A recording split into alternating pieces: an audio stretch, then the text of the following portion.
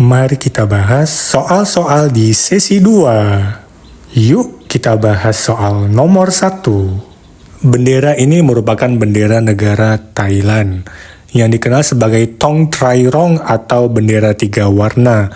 Bendera ini memiliki 5 jalur horizontal dengan warna merah, putih, dan biru. Warna merah melambangkan negara dan darah yang telah ditumpahkan oleh rakyat Thailand untuk mempertahankan negara dan bangsanya. Warna putih melambangkan agama, terutama agama Buddha yang merupakan agama mayoritas di Thailand dan juga kemurnian. Warna biru melambangkan raja dan monarki, yang merupakan simbol penting dalam struktur pemerintahan dan budaya Thailand. Yuk kita bahas soal nomor 2. Beliau adalah Tuanku Imam Bonjol, memiliki nama asli Muhammad Shahab Peto Syarif Malimbasa yang merupakan seorang ulama, pemimpin, dan pahlawan nasional Indonesia yang terkenal karena memimpin Perang Padri melawan penjajahan Belanda di Sumatera Barat. Beliau lahir pada tahun 1772 di Bonjol, Pasaman, Sumatera Barat dan wafat pada tahun 1864 dalam pengasingan di Minahasa, Sulawesi Utara. Tuanku Imam Bonjol adalah tokoh sentral dalam Perang Padri, sebuah perang yang berlangsung selama 3 dekade di antara tahun 1803 sampai 1838, yang berawal dari perang antara kaum adat dan kaum Padri. Namun, kedua pihak bahu-membahu melawan Belanda yang berusaha menguasai wilayah Sumatera Barat. Perang Padri bukan hanya tentang perlawanan terhadap penjajah, tetapi juga mencerminkan konflik internal antara kaum Padri yang ingin membersihkan ajaran Islam dengan adat yang berlaku pada waktu itu. Yuk kita bahas soal nomor 3. Di bagian tengah lambang negara Timur Leste terdapat piramida segitiga lengkung dengan pinggiran berwarna merah, kuning, dan bagian tengah berwarna hitam yang melambangkan Gunung Ramelau di Timur Leste. Gunung ini melambangkan prinsip pemisahan kekuasaan atau yang lazim disebut trias politika, yaitu melambangkan kemerdekaan dan kedaulatan negara itu. Bintang dan 5 jurai sinar melambangkan nilai-nilai moral yang menjadi pedoman rakyat Timor Leste. Roda gigi pula melambangkan industri, sedangkan padi dan jagung adalah bahan pangan yang melambangkan kemakmuran. Semuanya melambangkan kemampuan Timor Leste untuk maju. Kemudian ada gambar senjata AK-47 dan busur panah melambangkan perlawanan rakyat Timor Leste untuk mencapai kemerdekaannya. Di bagian bawah pula terdapat pita bertuliskan semboyan nasional dalam bahasa Portugis yaitu Unidade, Aiseo, dan Progreso, yang artinya persatuan, aksi, dan kemajuan. Yuk kita bahas soal nomor 4. Ikan bernapas dengan insang. Insang adalah organ pernapasan yang terdapat pada ikan yang memungkinkan mereka menyerap oksigen dari air. Air masuk melalui mulut ikan, melewati insang, dan keluar melalui celah insang.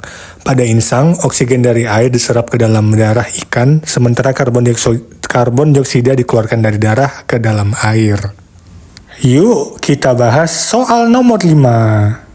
Kota Manado adalah ibu kota dari Provinsi Sulawesi Utara. Manado terletak di Teluk Manado dan dikelilingi oleh daerah pegunungan serta pesisir pantainya. Kota Manado juga menjadi kota terbesar kedua di Pulau Sulawesi. Kota ini juga dikelilingi oleh perbukitan dan barisan pegunungan. Wilayah daratannya didominasi oleh kawasan berbukit dengan sebagian dataran rendah di daerah pantai. Yuk kita bahas soal nomor 6.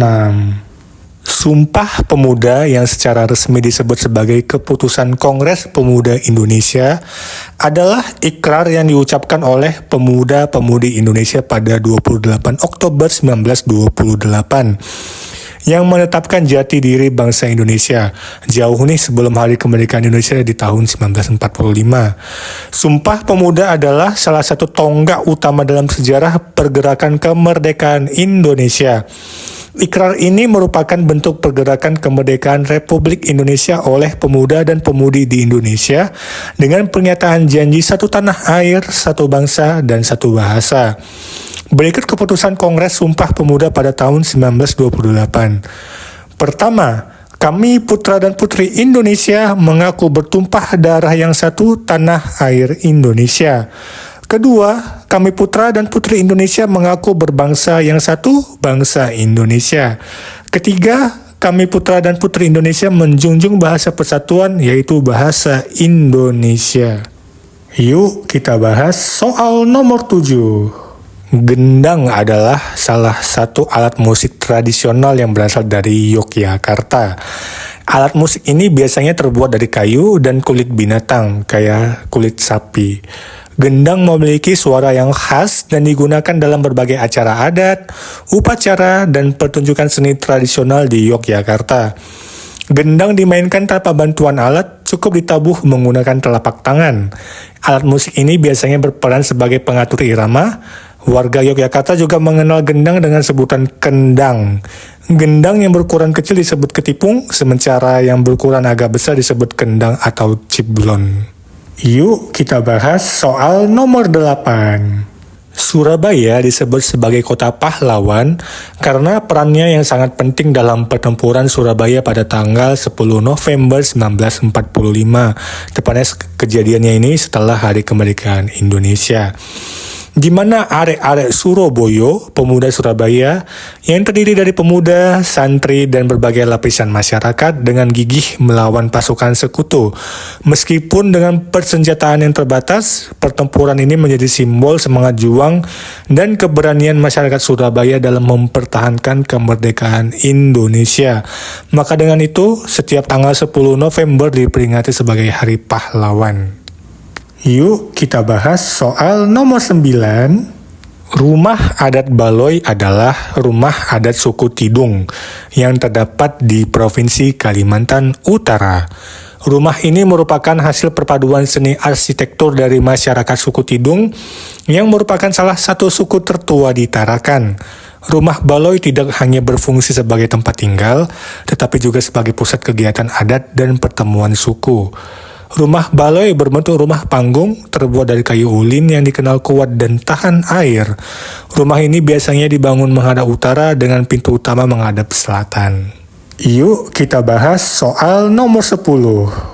Bagimu Negeri adalah judul lagu perjuangan yang diciptakan Kus Bini pada tahun 1942 dan merupakan lagu wajib perjuangan serta ditetapkan sebagai lagu nasional Indonesia pada tahun 1960.